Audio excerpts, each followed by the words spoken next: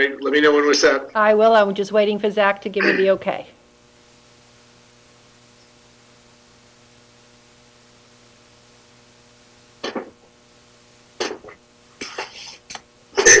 You can still use the screen, but you're good.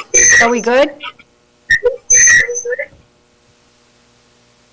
Okay, I think we're good from, if I heard him correctly. Okay. All right. Good evening, everybody. Today is Tuesday, March 19th, 2021. It's the monthly meeting of the Millis Planning Board. The first item on our agenda is a parking dimensions and compact car bylaw amendment public hearing. So, Nicole, could you read the announcement, please? I am having difficulties locating it. Oh, well, I have it. I can read it. Thank you. All right. Okay, so public hearing notice. The Town of Millis Planning Board will hold a remote public hearing pursuant to the General Law C4A, Section 5, on Tuesday, March 9th, 2021 at 7:30 p.m. via Zoom platform. The agenda with login information will be posted on the Planning Board's webpage 48 hours prior to the public hearing. The purpose of the public hearing is to provide interested parties with an opportunity to comment on the proposed amendments to the Millis zoning bylaws. The proposed amendments include to see if the town will vote to amend the zoning bylaws as most recently amended by amending Section 2, definitions, parking space, or to take any other action related thereto, and to see if the town will vote to amend the zoning bylaws as most recently amended by amending Section 8, off-street parking and loading regulations, subsection B, general, by adding 6A, B, C, D, E, F, G for compact car parking, or to take any other action related thereto. The complete text of the proposed amendments is on file at the office of the town clerk, Veterans Memorial Building, 900 Main Street, and may be viewed on the Planning Board's webpage at www.millismass.gov/planningboard. All right. Richard Nichols, Chair. All right. So this was, we had amended the bylaws. Nicole had led the charge on that, on updating them because we would have waivers asked for regularly. And Nicole, if you want to jump in and walk through that for us. You're muted. All right, about that. We have two bylaws here. First is for the parking dimensions. That is, the requests come in are, the definition of a parking space currently on our bylaws is an off-street space at least 9 feet in width and 21 feet in length, having an area not less than 189 square feet. As our chair has indicated, most developers are coming in and requesting waivers. So this bylaw is to reduce, excuse me, I'm having a tough evening, the dimensions to 9 feet in width by 19 feet in length, having the area of not less than 171 square feet. As I said, this is a common request for a waiver from development. So this is, the purpose of this bylaw amendment is to simply clean things up and eliminate the need for these waivers. This is 9 by 19, 9 by 18 is common, is that's what most towns within the Commonwealth, some actually have 8 by 19, which we all felt would be too small, but 9 by 19 would reduce the size, would reduce the impervious area of the parking lot necessary, and reduce the necessity of a developer to ask for a waiver on something that we always grant. Perfect. And what would the second one be? The second bylaw has to do with instituting a new amendment regarding compact car parking. What it does is allow a developer to request by special permit that the planning board allow for an area within a parking lot to consist of for parking for compact cars. The dimensions for the compact car parking spaces would be 8 feet by 16 feet. This would only be available in parking lots in excess of 20 parking spaces. Any lots fewer than 20 spaces would not be, this option would not be available. And in those lots that had 20 spaces or more, we would allow a maximum of 33% of the parking spaces to be designated for the use of compact cars. There would be some requirements. Those parking spaces would have to be located in a contiguous area. I will point out that unfortunately, when we first sent this to the select board, I had mistakenly put continuous as opposed to contiguous. Apparently I spelled it correctly, so my spell check didn't catch up on it, but it would be contiguous area. And that the small car spots would not just be randomly placed throughout the parking lot. This special permit would also require the necessity for specific pavement markings and signs labeling an area as compact car parking only. The compact car parking would only be allowed as perpendicular or angled parking. All parallel parking spaces would remain at full size as designated in, well, right now as 9 by 21. If the previous bylaw goes through, it would be 9 by 19. And that any reduction in parking area that the developer obtained or as a result of any square footage reduction that the developer obtained as a result of using compact car spaces, that same square footage would need to be included as the purpose of this would be hopefully to reduce the impervious area within the development. It could not be used then to expand a building or anything else. That whatever the square footage was, it would have to be used as open space. And again, the option for having a compact car section would only be allowed by special permit from the planning board. Does anybody have any questions on either bylaw? I'm sorry, say it again. No, I was just asking if anyone had any questions. Okay.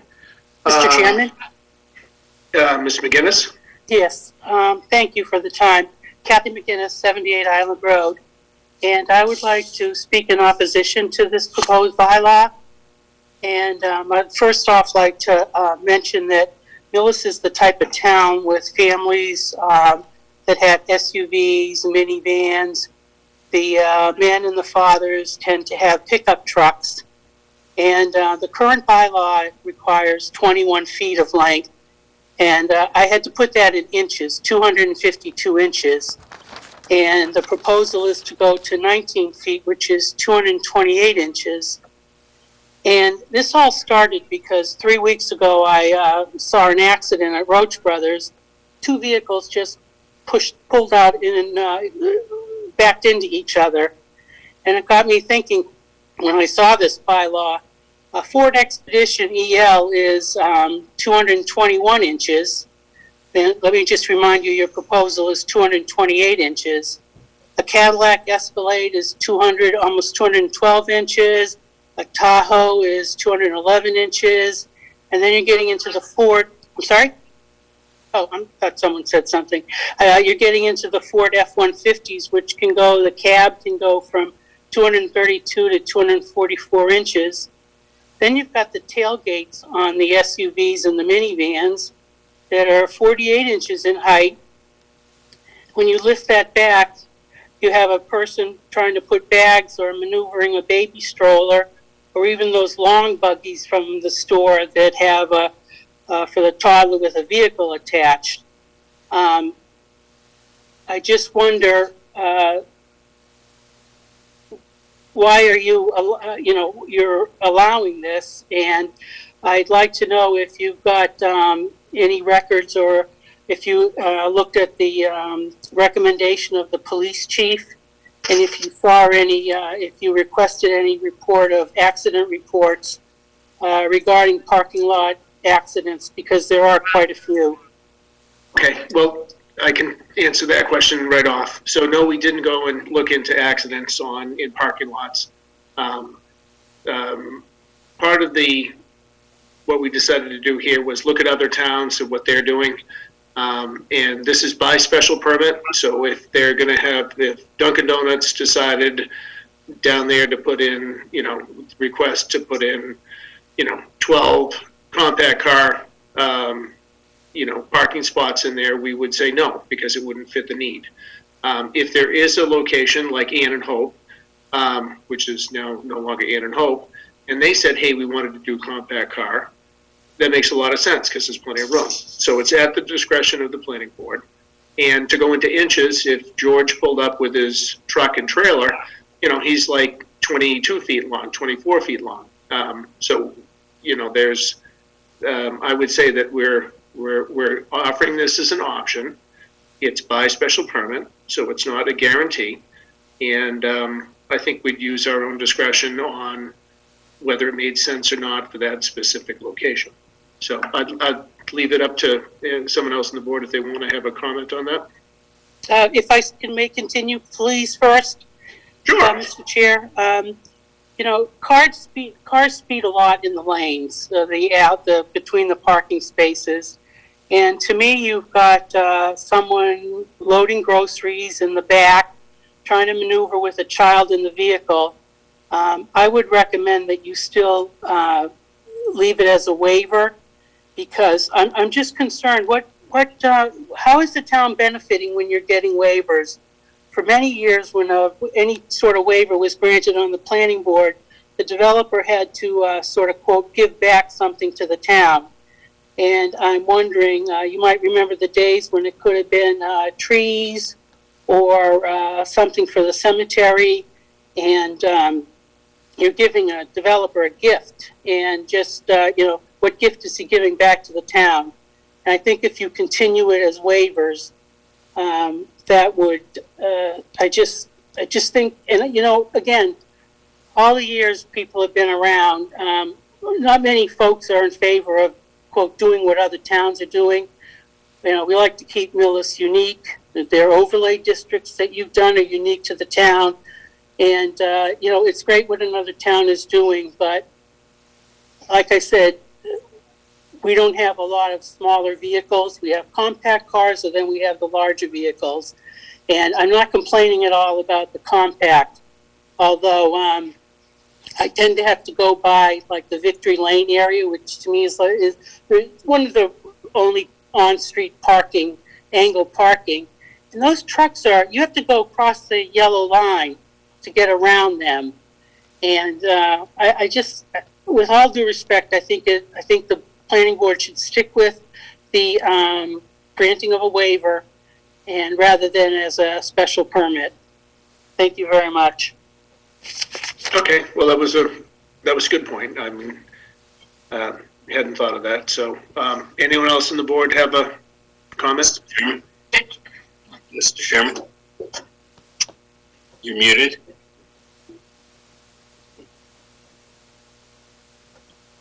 You muted. Yeah, sorry. Alan raised his hand first. Sorry, Nicole. I'll let him go, and then you can go second.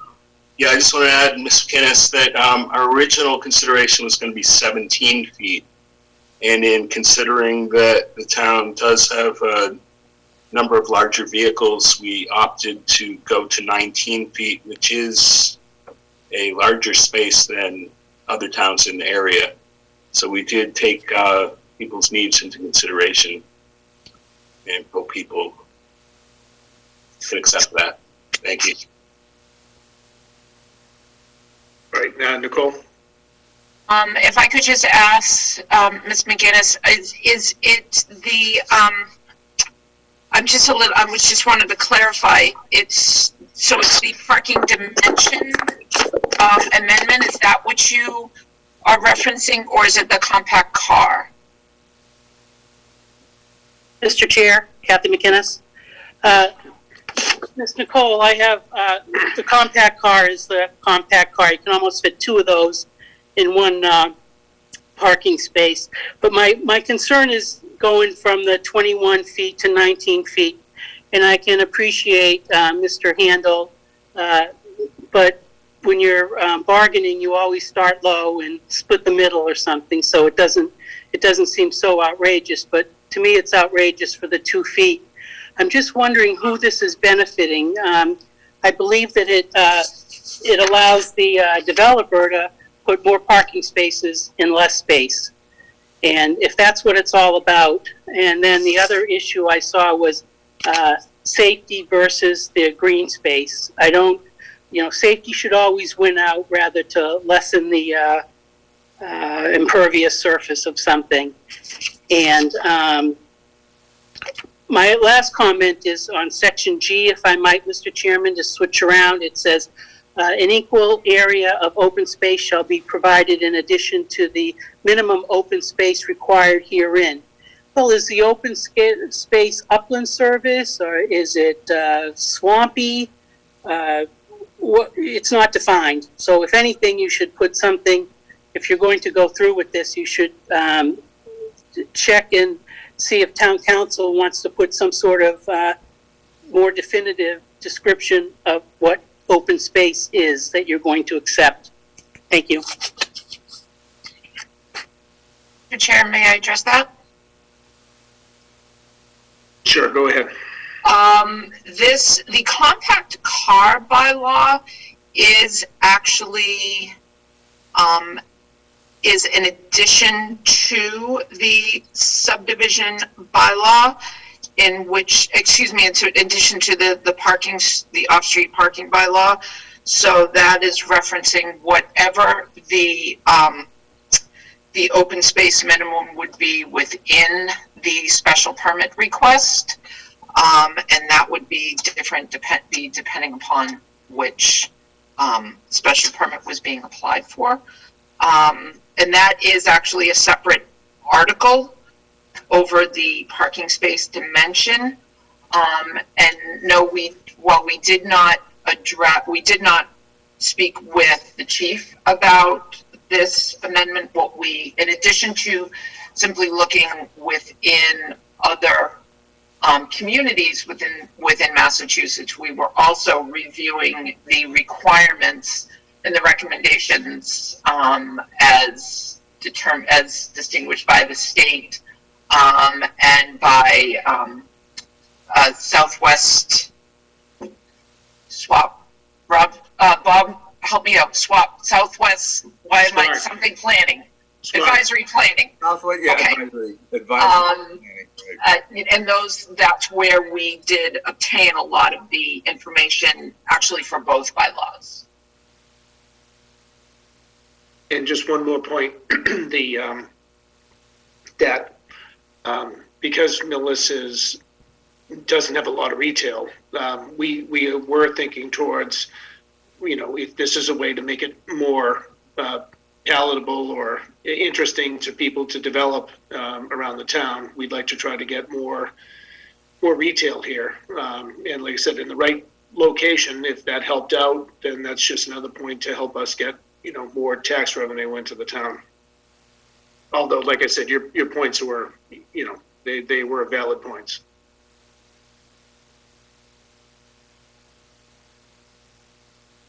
All right. Does anyone else have any comments from the board? If I might end, Mr. Chair, I can appreciate all the groups that Ms. Nicole mentioned, but, we've got the chief of police here that can address this issue. And it's just unfortunate that the board isn't reaching out for reports like this to back up any sort of bylaw change you want to make. And I just can't imagine that for safety versus green space, that you have to take into account the type of vehicles that the town people drive. And with that said, I'd appreciate your consideration in just sticking with waivers, Mr. Chairman. That's the way it might be an added burden to you, but let them show you that they can build it with the proper number of parking spaces in the width that is existing. Let them show you that they can do that, and then you can consider lessening them, and not that they're trying to put more spaces into less land that they have. Thanks a lot for your consideration in this matter. All right, good. Well, thank you. Okay. All right, so then the next thing is, I think we could actually close the public hearing, correct, Camille? Just one quick thing, if you could make an official motion to change continuous to contiguous. Yeah, I make a motion that we change the verbiage from continuous to contiguous on the bylaw. Second. All right, motion's been made and seconded. All in favor? Aye. Aye. All right, great. Mr. Chair, Mr. Riley? may I ask just a timing question for Camille? Do we have time if we postpone the vote, or if we if we postpone this to our next meeting, to inquire with the chief? Yes, well, your next meeting is April 6th, I believe, so you could continue the public hearing until then to allow time to speak with him. Okay, well, that's fine. Mr. Chair, if that would be agreeable to, I see Ms. McGinnis has raised a valid point. And since we do have time, I think it would be beneficial that we do run this by the police chief. No, I agree. She brought up some good points, and yeah, I think we'd be silly not to ask that question. So I agree. Let's. Do I have to make a motion, Camille, to continue? Yes, and you can continue to April 6th at 7:30 p.m. Okay, I make a motion to continue to April 6th at 7:30 p.m. All in favor? Second. Oh, sorry. All right, I had coffee. All in favor? Aye. Aye. All right, great. Okay, good. Well, thank you for everybody. Camille, if I could, I'm going to, I see Mr. Driscoll there, I think over there. Can I go out of order to have his A&R reviewed? You sure can. It's not a public hearing. Okay, so let's just jump onto that so he can do what he has to do and skedaddle. There's Mr. Daniel Driscoll is from Driscoll Land Surveying, 76 Farm Street, map 31, parcel 20. Do you want to let us know what you're doing over there? Yes, can everybody hear me? Yep. Good evening, everyone. I'm Dan O'Driscoll, O'Driscoll Land Surveying. I did a plan on Farm Street back in 2019 to divide the property that was for number 76 into two parcels or two lots for a family member. And now what the families would like to do is divide the parcel or the lot that was for number 76 into a lot for number 76 labeled lot 1-B and create parcel A, which will be deeded to be combined with lot 2-A. So it's basically just taking a parcel out of one and adding it to the other.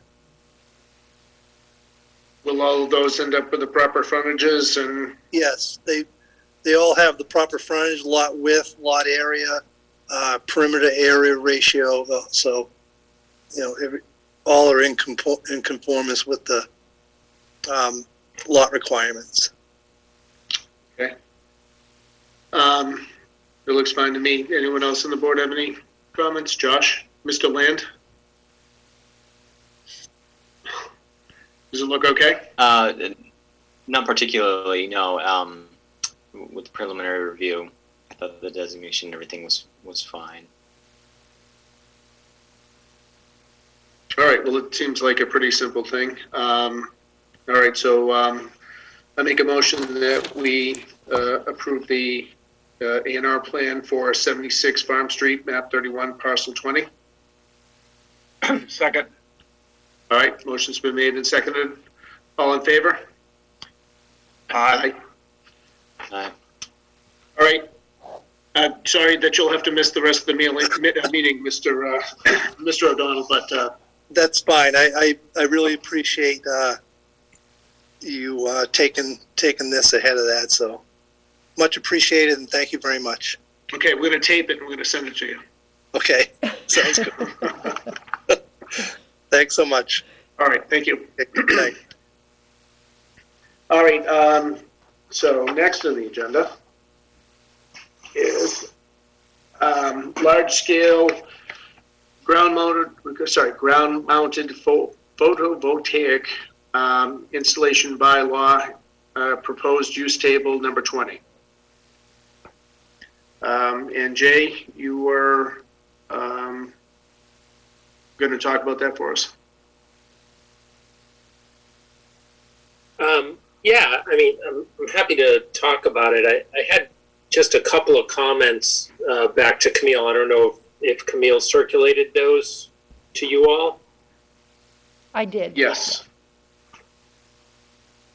So I think you could, in terms of she had a question more on mechanics in terms of the use table, because it can be a little flexible depending on things. I think that can be accomplished. I do think you should make some corresponding changes to the use table, but you might be accomplishing that with footnotes rather than with yeses and nos or things like that.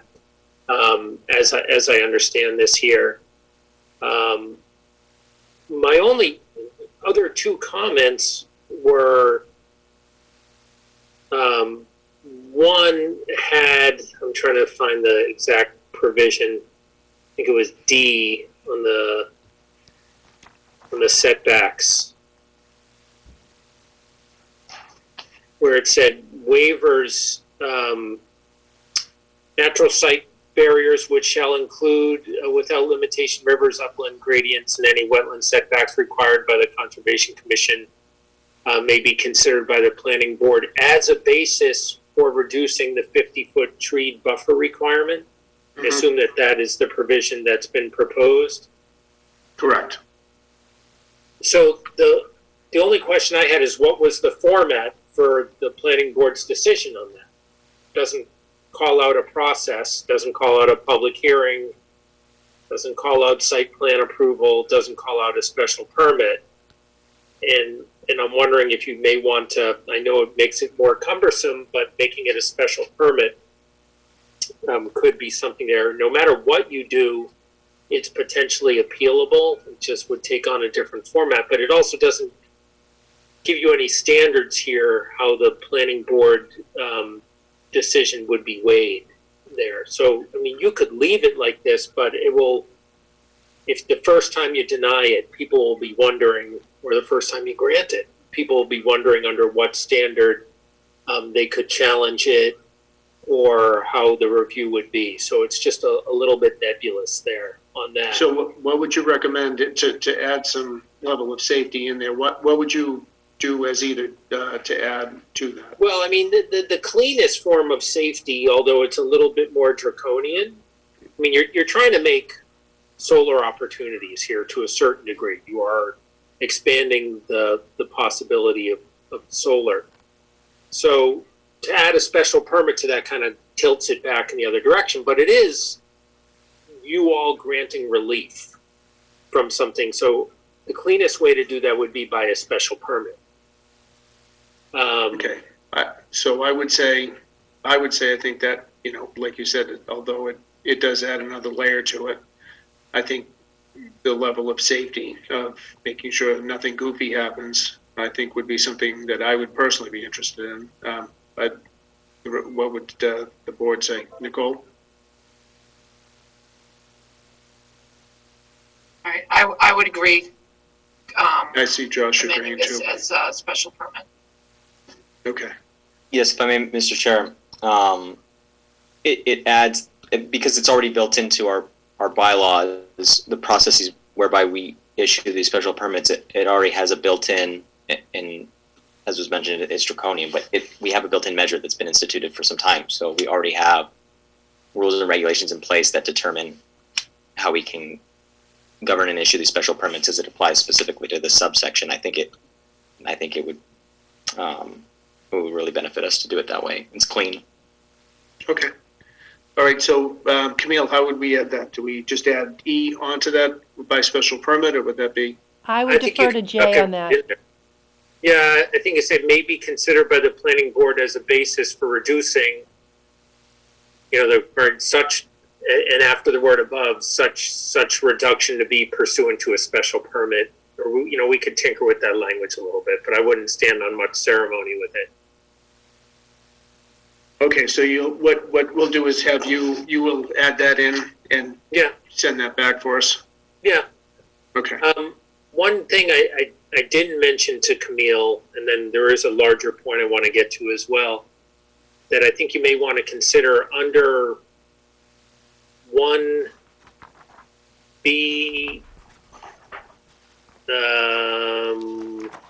1B little 2C.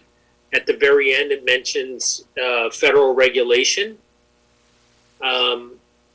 If I were you, I might take off the pursuant to 7 CFR Part 657. I just have kind of a pet peeve about including regulations that may change without you knowing it. I mean, you referenced Chapter 61A above.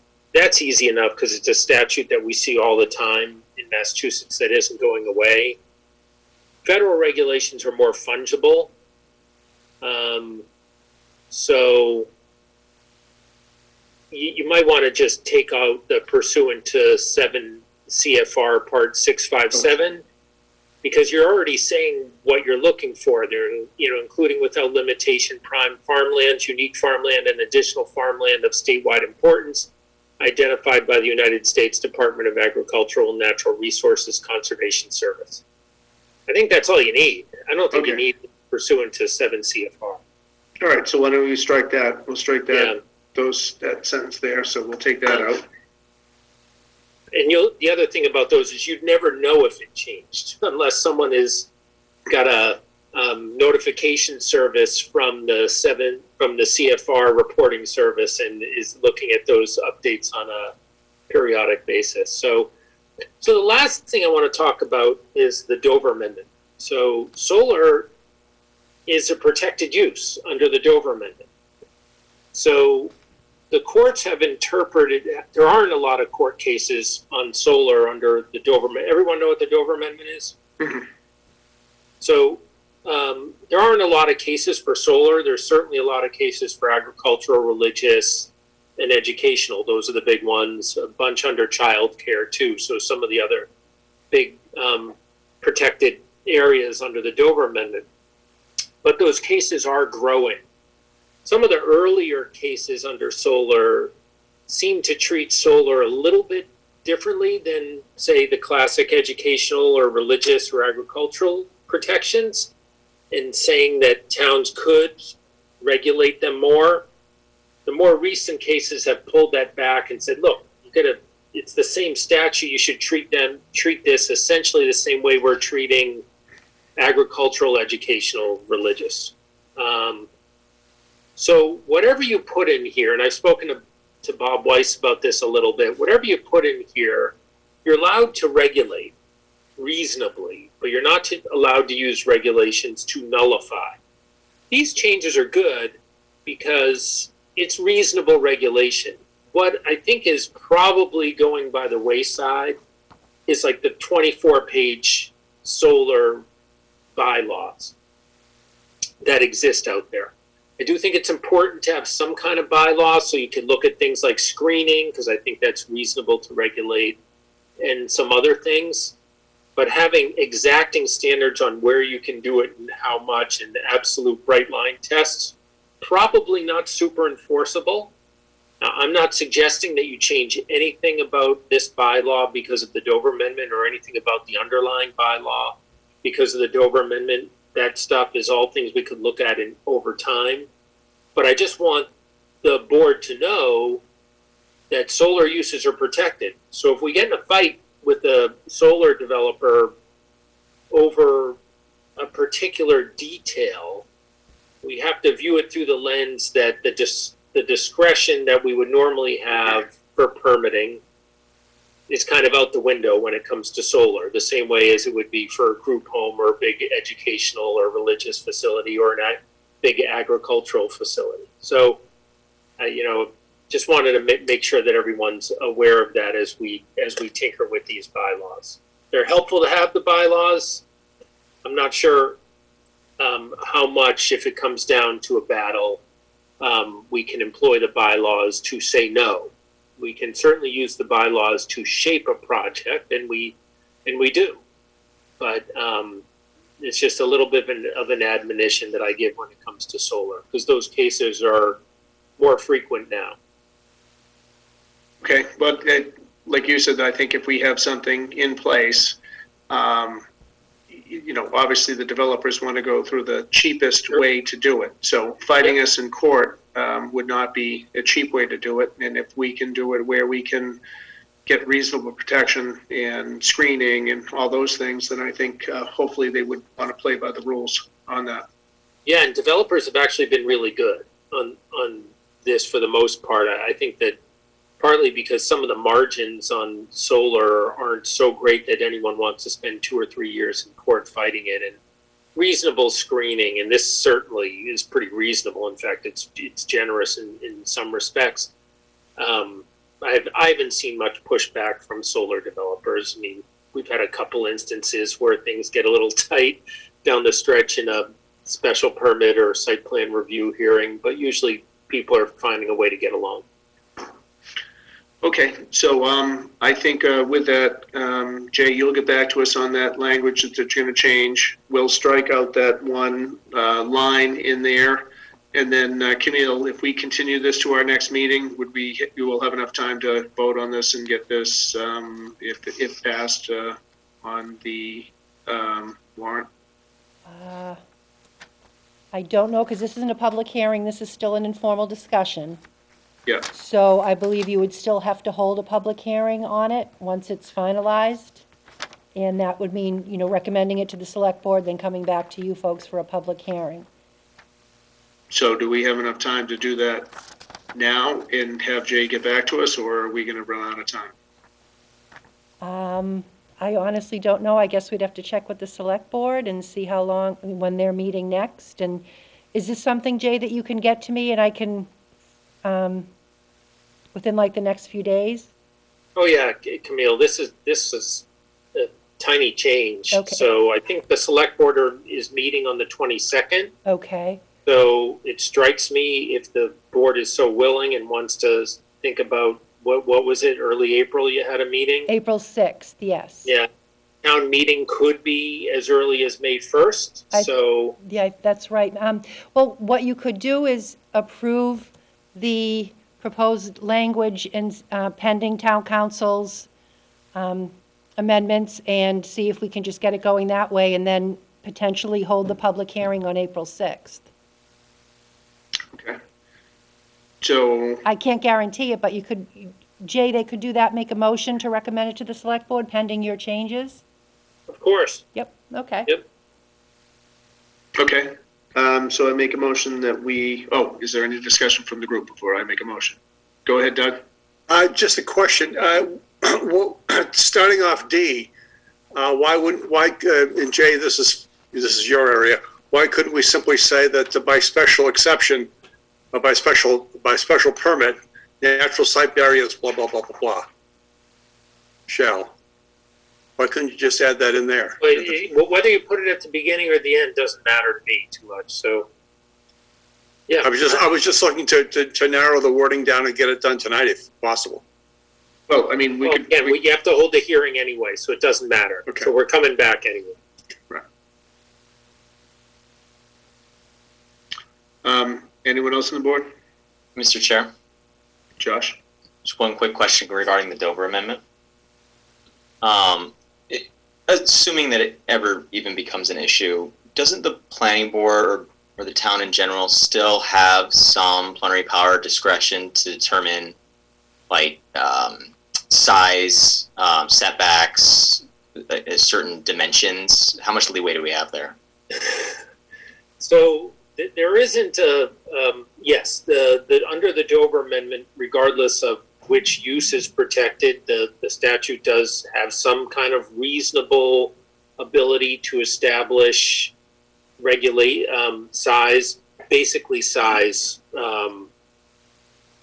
regulation through the zoning bylaws. But that can't be viewed in a vacuum. It just creates a balancing test on those regulations versus the presumed benefits of the protected use, with the heavier weight on the side of the scale that has the protected use. So there are very, very few cases on record, Josh, where that argument has tilted in the way of the town. And there's no record yet in solar where that's happened. There's a couple under educational, a couple under, trying to think if there's even one under agriculture. I don't think there's any under religious. So it's a tough area for us municipal attorneys. We're used to winning when it comes to zoning, and the Dover Amendment is a place where we lose more. So just being frank and honest. All right, thank you. All right, so then we would make let's see, so what are we gonna do? Jay is gonna come back, so Camille, I would make a motion for what on this? To just continue to our next hearing? You Nicole's could saying make something. go ahead, Nicole. Now, don't we want to make a motion to recommend this to the select board, subject to Okay. Jay's his input, his alterations, Yes, and then have that be sent? That would be the version that's sent to select board. yes. Okay. All right. So you want to make that motion since you already said it, please? I make a motion that we recommend the large-scale ground-mounted solar photovoltaic installation bylaw to the select board, subject to the changes as suggested by Attorney Tallerman. Second. All right, motion's been made and seconded. All in favor? Aye. All right, it passed unanimously. All right, good. So Jay will be looking forwards to that. And for the,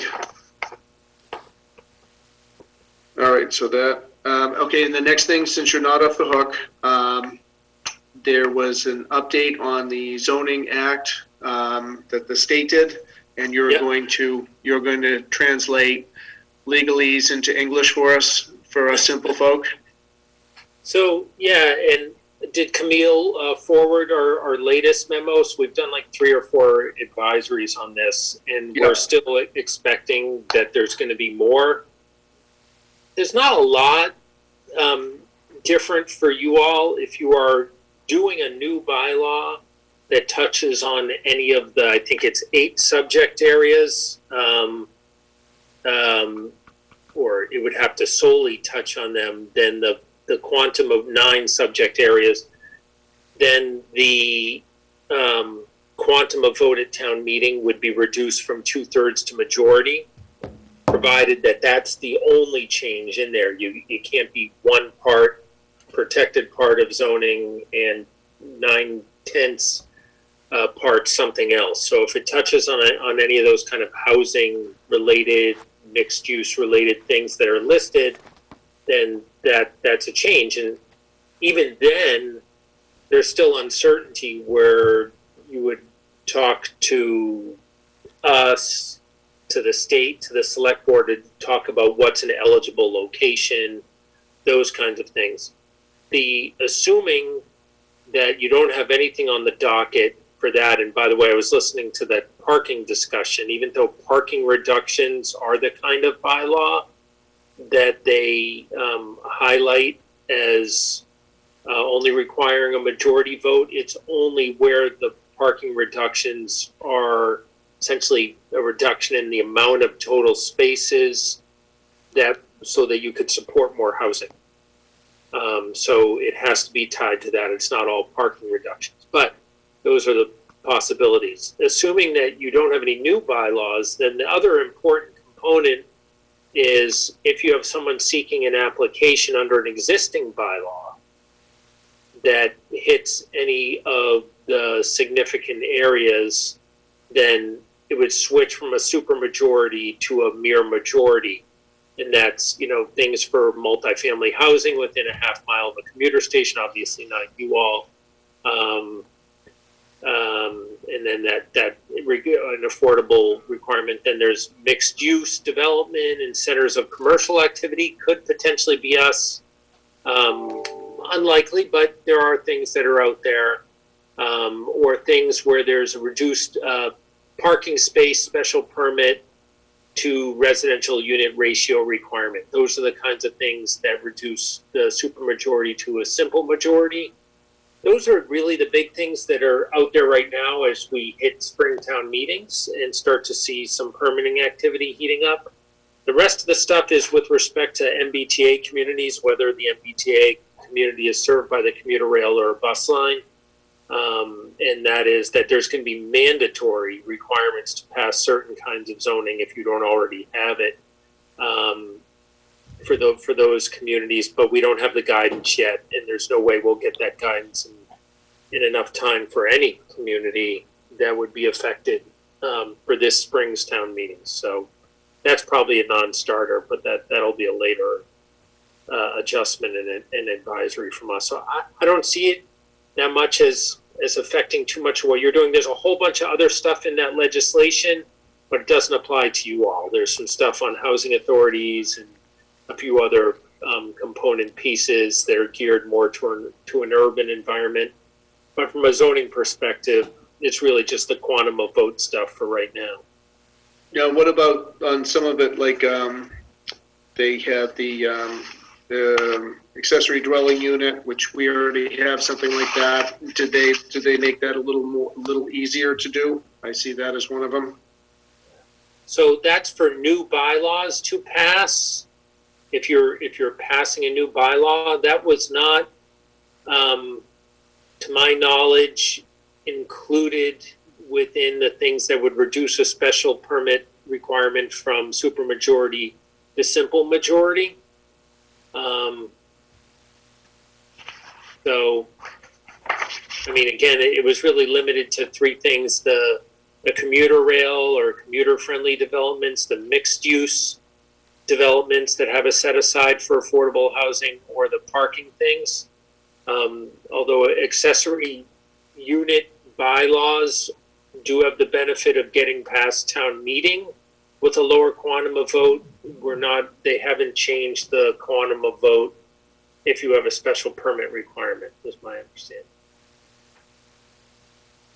And one other thing that I heard, did they not try to make it easier, for multifamily homes, the duplexes, and wasn't that part of the bylaw? Well, I think they did, from the standpoint that it can get through, those things can get through town meeting easier.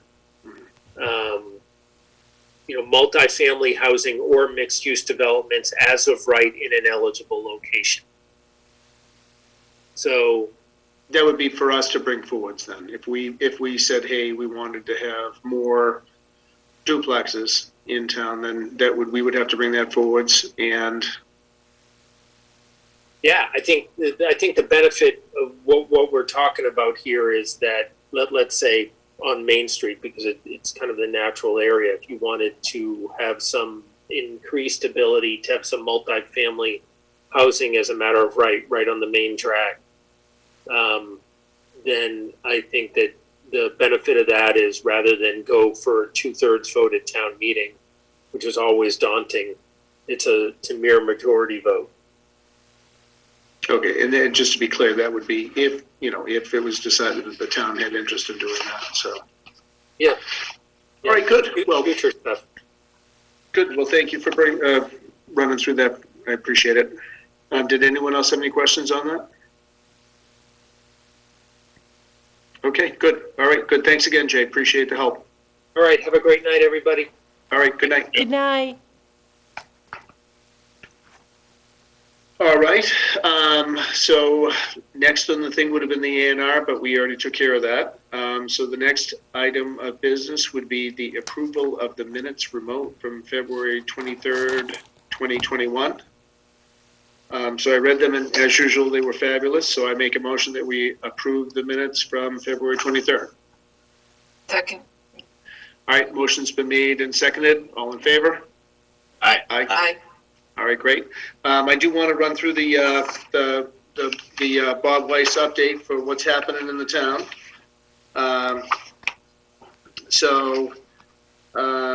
Barberry Homes, construction activity is taking place over there. So that looks like they're up and moving, which is good because that was stalled for quite a while.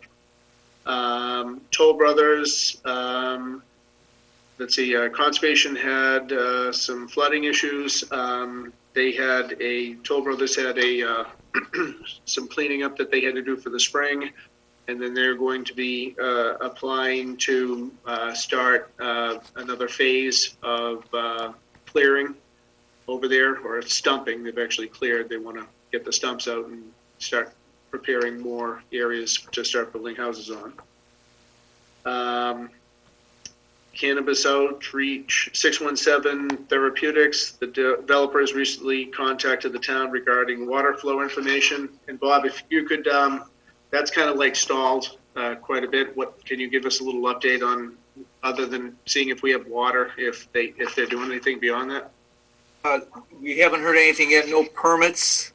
All I know, I got that information from the DPW.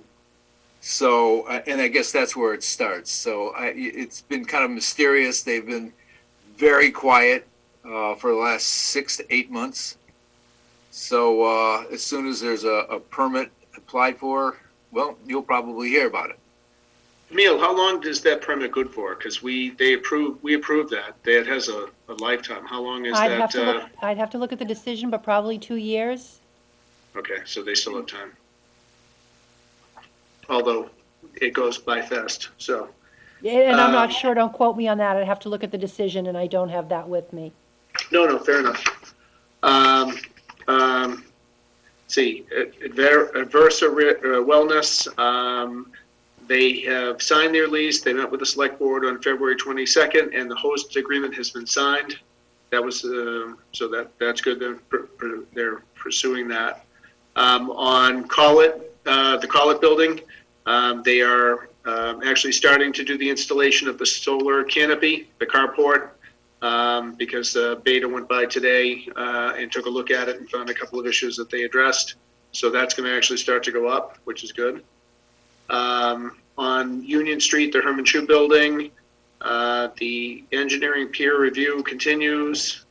There were some issues with the PFAS issues, they were testing on that. And did you have any update on that, Bob? No, the testing still goes on.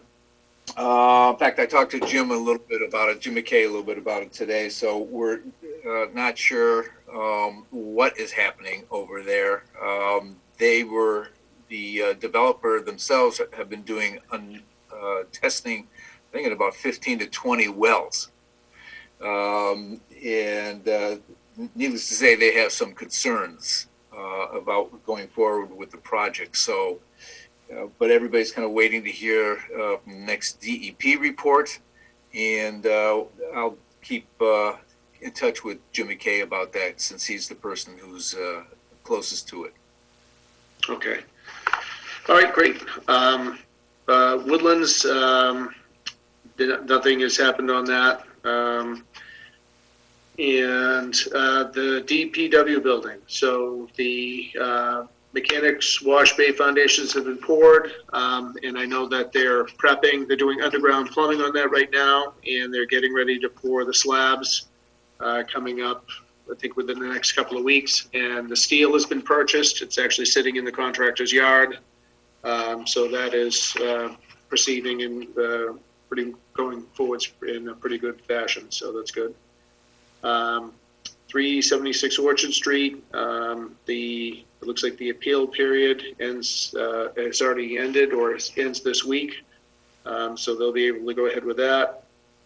And 1344 Main Street, the developer submitted a LAP application, and the select board is deliberating approval for the 3/8/21 meeting. And what ended up with that, Bob? I'm sorry, I don't know anymore. I don't know when the next, they're next scheduled for the select board. But what I have written is pretty much the update. Okay. Yeah, I'm don't have to more on that. Okie dokie.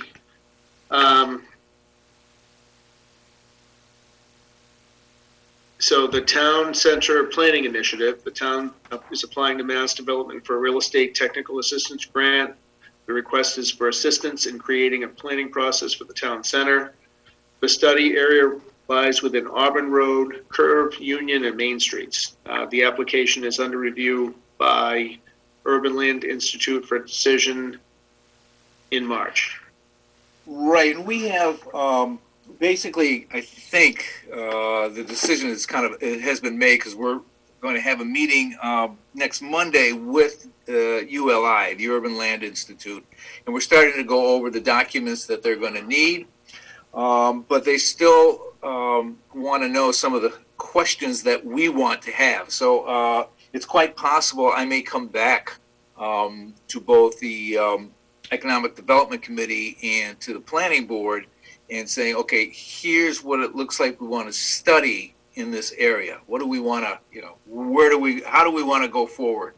Obviously, there's, what we just talked about in terms of the state's housing choice program. That's going to come into play.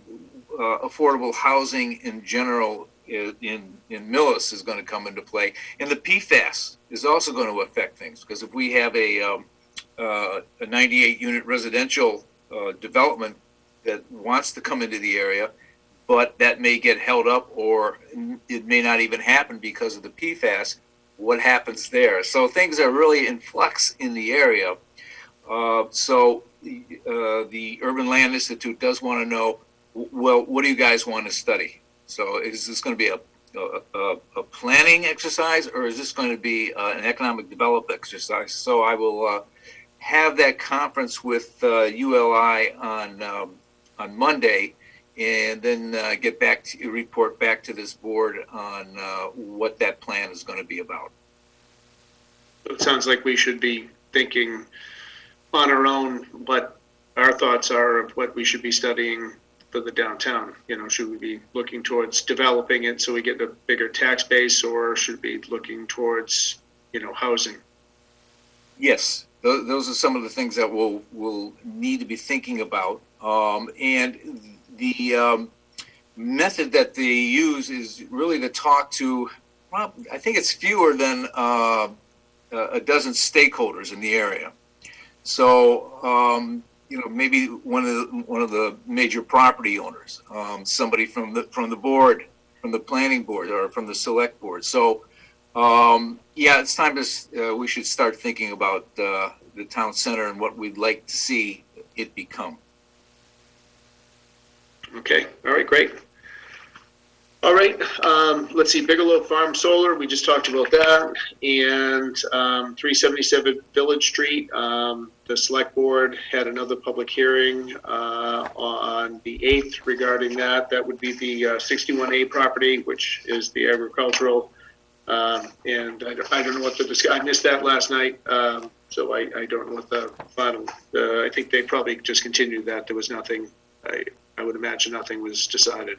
Yeah, I don't know. I missed it too. I had an energy committee meeting, so that one had to take precedence. I had dinner, so I had to have that. Sorry. So, all right. Well, great. Thanks, Bob, for the update there, and that's good. So I think the only other business would be we have the town meeting on May 3rd. We have the elections on May 10th.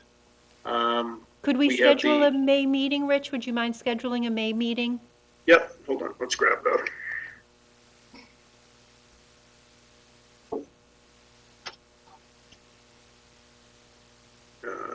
We have April 6th, so maybe May 4th? Or is that too much if it's after town meeting? Would you rather wait till the 11th? Let's see. I don't know, would it make sense, do we need to have one, would it be good to have one before? We're having one April 6th. Oh, okay, forget it. Yeah, that would be too much. The 11th? Does that work for everyone? Okay. Okay. All right. Okay. And then we also have the MCEOD discrepancy zoning map, which we're going to have to deal with at some point in time. We're waiting for Mike Giampietra to return because he does want to be involved with that. So when he comes back, we can get working on that. Okie dokie. All right. Do we have any bills, Camille? Nope. Cool. All right. So unless anyone has anything else, I make a motion that we adjourn. No seconds? Josh did. Was that like every hand that I saw up? All right. I make a motion that we adjourn. Second? All right. Second. All in favor? Aye. Aye. All right. Great. Thanks, everybody. Night, everyone. Good night, everyone. Thank you. Good night.